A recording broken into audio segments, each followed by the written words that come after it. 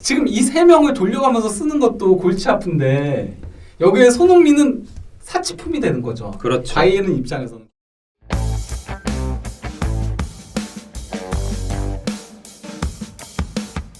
많은 관심을 모았던 소식. 손흥민의 바이에른 뮌헨 이적설. 지금 이미 이 말을 듣자마자 독일을 담당하고 있는 독일 축구에 능통한 김현민 기자가 웃었어요. 제가 아예 칼럼 같은 거, 뭐 글 같은 거 하나도 안 썼잖아요. SNS에도 안 올렸잖아요. 아, 그랬나요? 예. 일단 그러니까 손흥민 선수가 자주 바이에른하고 연결되는 건 맞아요. 그렇죠. 연결되는 보도들은 많이 나왔었는데 독일 쪽에서는 이걸 진지하게 다룬 적이 단 한 번도 없어요. 손흥민이 바이에른에 갈 만한 실력이 되는 건 맞습니다. 네, 실력이 안 되는 거 아니거든요. 지금 바이에른 윙드 중에서 뭐 손흥민보다 확실하게 낫다라고 할 수 있는 선수 없어요. 그냥 전 세계 윙어 중에서 몇 명 안 되죠. 그러니까요. 그나브리, 사네, 뭐 코망 다 그 손흥민과 어떻게 보면 뭐 엇비슷하다라고 할 수는 있을지 몰라도 손흥민보다 낫다라고 할 수는 없거든요. 하지만 그 세 명도 다 준수한 윙어들이에요. 그렇죠, 그렇죠. 다 그러니까 어느 팀 가도 주전을 할 수 있을 만한 실력의 윙어들이거든요. 그 그렇죠. 선수들도. 그래서 그 선수들을 이미 세 명을 보유하고 있어요. 바이에른은. 지금 이 세 명을 돌려가면서 쓰는 것도 골치 아픈데 여기에 손흥민은 사치품이 되는 거죠. 그렇죠. 바이에른 입장에서는. 게다가 나이도 이 세 명보다 더 많고. 예. 네. 그나브리하고 사네는 조금 손흥민 선수하고 스타일이 비슷하다고 볼 수 있는 거거든요. 그렇기 때문에 이 선수들보다는 손흥민이 더 낫다라고 할 수 있는데 그래서 오면은 비슷한 유형이 세 명이 되면은 세 명을 다 쓸 수 있는 게 아니잖아요, 윙어에. 이 선수들이 나가면 손흥민을 영입한다. 이런 게 말이 될 수 있어도 그거 자체가 안 되는 거죠. 지금 그 바이에른이 솔직히 말하면 영입을 가장 원하는 포지션은 중앙 미드필더 한 자리하고 그리고 또 이제 오른쪽 풀백 한 자리 이쪽이 현재로서는 가장 급한 포지션이거든요. 바이에른 입장에서는. 오, 중앙 미드필더랑 오른쪽 풀백이요? 예. 둘 다 키미히가 왔다 갔다 하는 자리인데 근데 키미히가 있어도 양쪽을 다 보강해야 되는군요. 둘 중에 하나가 아니라. 왜냐면요. 그 중앙 미드필더 같은 경우는 일단 그 키미하고 고레츠카가 확실하게 자리를 잡고 있잖아요. 그렇죠. 예, 확실하게 자리를 잡고 있는데 로카가 실망스럽고 톨리소는 장기 부상 또 당했고 톨리소도 뭐 솔직히 말하면은 만족스러운 모습을 보여준 적은 없고 네네. 그래서 톨리소는 처분 대상이고 현재 하비 마르티네스도 이제 떠날 거고 그렇죠. 이번 시즌 끝으로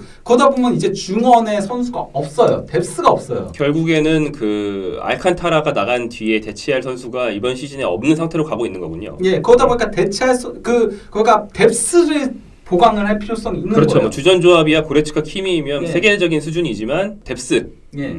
그래서 좀 재능 있는 좀 젊은 선수를 영입하려고 하는 그런 것도 있고 이제 오른쪽 풀백은 키미는 솔직히 말하면 바이에른에서는 확실하게 중앙 미드필더로 자리를 잡았어요. 네네. 그러니까 어쩔 수 없이 결혼이 생길 때나 풀백을 뛰는 거지. 그러니까 이번 시즌에는 심지어 파바르가 부상 후 빠졌을 때 줄레가 오른쪽 풀백에 섰거든요. 아하. 근데 이제 그 파바르는 기본적으로 수비적인 풀백인 거잖아요. 네네. 그 센터백도 서는 선수이고 그리고 파바르가 이번 시즌에 경기력도 굉장히 안 좋았어요. 부진해서 이번 시즌에는. 근데 그래도 파바르는 뭐 이전에 지난 시즌에 보여준 것도 있고 하니까 파바르는 계속 믿고 갈 거고 파바르와는 다른 성향의 풀백을 영입을 하려고 하는 거예요. 그러니까 공격적인 풀백을 영입하려고 해가지고 그래서 지난 겨울에는 오드리오 솔라를 임대로 데려왔던 거고 그렇죠. 예, 근데 실망스러운 모습 보여주면서 다시 복귀했고 그리고 이제 데스트를 영입하려고 했다가 데스트 당연히 올 줄 알고 시간 끌기 하다가 바르셀로나가 하이제킹해서 데려갔고 세르지뇨 데스트. 네, 그래서 급하게 부나사를 영입했는데 이건 악몽이고 부나사르는 예, 그래서 지금 나오는 게 바스케스인 겁니다. 아, 그 레알 마드리드의 루카스 바스케스. 예, 왜냐면 바스케스가 공격형 풀백이죠. 그리고 바이에른은 지금 윙 3명은 확실하다라고 했잖아요. 네. 네 번째 윙이 더글라스 코스타인데 실망스러웠거든요. 그게 지난 시즌에는 페리시치였고. 그렇죠. 네. 그래서 이제 더글라스 코스타를 복귀시키려고 해. 임대 돌려보낼 거예요. 그러면은 바스케스는 윙도 설 수 있잖아요. 윙에서도 나름 그래도 나쁘지 않은 좋은 모습 보여주고 그리고 이 선수는 약간 수비형 윙이라는 조금 또 다른 스타일이거든요. 그나브리나 이제 사네하고는. 그렇죠. 이를테면 4-4-2를 했을 때 라인을 잘 맞추면서 수비 기여를 많이 하는 뭐 4-2-3-1보다는 헌신적인 윙어죠. 네, 그런 예. 쪽이죠. 그리고 이제 측면을 파가지고 크로스를 잘 올리는 선수고요. 이제 그나브리하고 사네는 측면에서 중앙으로 치고 오면서 슈팅을 때리는 선수라면은 코망은 이제 측면을 현란한 드리블로 뚫고 가가지고 이제 크로스를 올리고 이제 바스케스는 그렇게 현란한 드리블을 하는 건 아니지만은 우직하게 밀고 가가지고 직선적인 선수죠. 그래서 크로스 이번 시즌에 굉장히 윙에서도 좋은 모습을 보여주고 있거든요. 그러니까 바이에른의 최우선 목표는 바스케스입니다. 그리고 실제 지금 상당히 얘기가 많이 진전되고 있다는 얘기들이 있어요. 네, 아, 재계약이 거의 무산됐다고 봐야죠. 예. 네. 그래서 알라바하고 바스케스를 실제로 맞교환이 아니지만은 조금 맞교환 형태로 하려고 한다는 얘기들도 나오고 있어요. 현재는. 연봉 협상이 안 됐기 때문에 레알 마드리드랑 어쨌든 뭐 내보낼 바스케스가요? 내보낼 가능성이 매우 높다고 봐야 될 것 같아요. 그리고 그 돈을 세이브해서 결국엔 이제 은바페를 사겠다는 야심을 갖고 있는 것이죠. 그 뒤에 거는 성사가 될지는 전혀 미지수. 미지수인데 네. 일단 가장 큰 목표인 건 맞죠. 홀란드 은바페를 영입하기 위해 나머지 선수들 중에 부담된 선수들은 웬만하면 정리할 수 있다. 아까 이렇게 보고 있는 상태죠. 여튼 정리를 해보면 당연히 기량이야. 뭐 손흥민이 지금 세계적인 수준이지만 바이에른은 손흥민을 영입할 룸이 없다. 예, 자리가 없다. 그러니까 그쪽이 급한 게 아니다. 음. 다른 포지션이 급하기 때문에 다른 포지션을 보강하려고 하지 그 포지션은 어떻게 보면 바이에른이 가장 영입을 그가 급하게 생각하지 않는 포지션이다. 여기서 핵심은 바이에른이 올여름에 영입하려는다는 얘기가 아닌 거죠. 핵심은 이제 다음 여름에 프리. 생각해 볼 수도 프리는 아니고 이제 계약이 1년밖에 안 남는데 만약에 토트넘이 연장 계약을 안 할 경우에 네네. 가격이 내려갈 수밖에 없고 그때가 되면 토트넘보다는 손흥민 선수의 협상 주도권이 높아지기 때문에 움직일 수 있는데 빌트에 나온 보도 내용도 아마도 손흥민의 에이전트가 그 예, 재계약 협상이 예. 원활하지 않으니 이용하는 것 같다라고 이제 의견을 냈어요. 빌트에서. 빌트에 그런 게 나왔어요. 네, 그렇게 나왔어. 나왔어요. 근데 제가 봤을 때 그게 맞다고 봐요. 왜냐하면 현재 손흥민 선수가 제시받은 금액이 사실은 만족하기가 매우 어려운 금액인데 그걸 토트넘이 올려줄 정도의 재정 상황이 또 아니에요. 이런 상황 속에서 재계약을 여름으로 미뤘는데 그 여름이 되는 순간 여름에 재계약을 안 해버리면 2021, 2022 시즌 시작해버리고 그 시즌을 또 뭉개고 지나가버리면 2022년 여름이 될 경우 계약이 1년밖에 안 남습니다. 그 시점이 됐을 때 만약에 바이에른의 윙어 중에 한 명이 나간다거나 네. 혹은 누가 그렇죠. 부상을 당한 거나 변수가 있을 때 바이에른이 충분히 논의할 수 있어서 제가 유추하건대 손흥민의 에이전트 쪽에서 바이에른의 관계자와 대화는 해줄 수 있다. 혹시 우리가 만약에 재계약을 안 하고 2022년 여름이 되면 너네 영입할 수 있는 가능성이 있냐?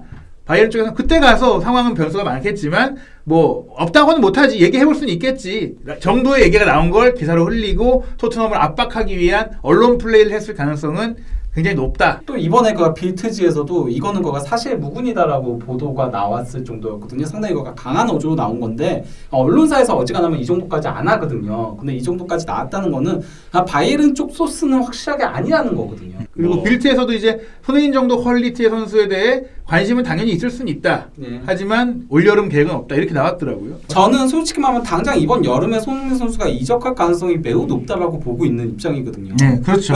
솔직히 코로나 시국 때문에 지금 다들 그 재정 상황이 그렇게 좋지 못해서 못 이적할 가능성도 있긴 하지만은 그런 게 아니면은 손흥민 선수 이번 여름이 가장 떠날 가능성이 높은 시기긴 해요. 왜냐면 토트넘 재정이 지금 너무 안 좋아요. 그 적자가 너무 크거든요. 그렇죠. 그래서 토트넘이 손흥민 선수나 케인 둘을 다 안고 있기는 힘들다라고 생각을 해요. 불가능하죠. 실질적으로 불가능하고 실제적으로 만약에 챔피언스리그 진출 실패할 경우 둘 중에 한 명은 무조건 이적한다. 근데 네. 해리 케인이 무조건 이적한다고 봅니다. 해리 케인이 이적을 할 것이고 근데 그 상황이 오면 손흥민 선수도 재계약을 할 리가 없다. 네. 재계약을 안 하기로 결정한 순간 8월 이적 시장이 끝나기 직전에 손흥민 선수는 이적할 가능성이 매우 높다. 더 지금 이렇게 봐야 왜냐면 저것도 시나리오예요, 여러분. 시나리오죠. 그러니까 네. 케인이 뭐 떠날 가능성이 더 높다 그렇게 보지는 않아요. 왜냐면은 케인의 어쨌건 계약 기간이라는 것도 있고, 길죠. 네. 예, 그리고 토트넘 입장에서 더 상징적인 선수는 케인이기 때문에 토트넘 입장에서만 놓고 보면 더 잡고 싶은 선수는 케인이거든요. 미친 그렇죠. 듯이 진짜 미친 척하고 지른다면 손흥민보다는 케인에게 지를 테니까. 대신 그러니까 조금 더 시장에서 인기가 있을 선수는 케인이라는 것도 맞죠. 그쵸. 왜냐면은 정통파 공격수는 지금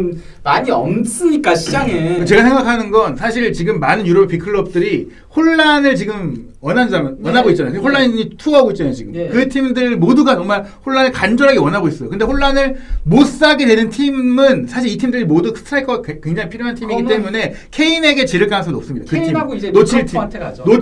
그 혼란을 놓치면서 매우 아쉬워할 팀이 케인한테 빅 오퍼를 할 것이다. 근데 케인은 만약에 다음 시즌 챔피언스리그 토트넘이 못 나간다. 어떤 수를 써서라도 이적하려고 뭔가 할 것이다. 자, 정리. 어쨌건 네. 그 골닷컴 독일 기자인 그 바이에른 뮌헨 전담하고 있는 데이브 멜처 역시도 그러니까 이 이적설에 관련해 가지고 저희가 이제 물어봤었거든요. 물어보니까 이제 답변이 어떻게 왔냐면요. 가능하다면은 오는 2022년 여름에 예, 이제 측면 공격수가 팀을 떠날 경우에는 이적 가능성이 발생할 수 있다라고 예, 그렇게 얘기를 했습니다. 네, 한준 기자가 이렇게 그 짚어본 전망과 독일 현재의 전망이 일치를 하네요. 한 가지만 좀 말씀드리면 이 레알 마드리드 이적설도 그렇고 바이에른 뮌헨 이적설도 그렇고 모두가 궁극적으로는 손흥민 선수 측이 토트넘 호스퍼에 우리가 이런 옵션도 있다라는 것을 알리면서, 그러니까 우회적으로 알리면서 그 주급액을 높이기 위한 시도라고 봐야 돼요.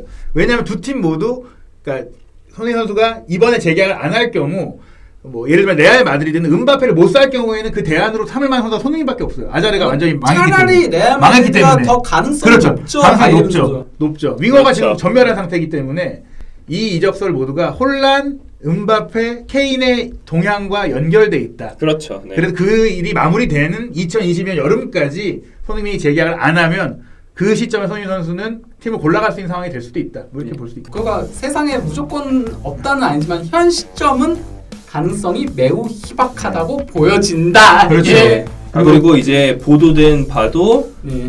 잉글랜드의 신빙성이 아주 높지 않은 토트넘 측을 많이 쓰는 매체에서만 나왔지 독일 측에서는 오히려 반박 예. 보도에 가까운 것만 나왔다. 하지만 진짜 가짜 뉴스라면 그런 매체들이 그거 다루지도 않는다. 그러니까 뭔가 손흥민 선수의 재계약에 관련된 이 건이 잘 진행이 안 되고 있다. 이렇게 생각하시면 될 것 같아요.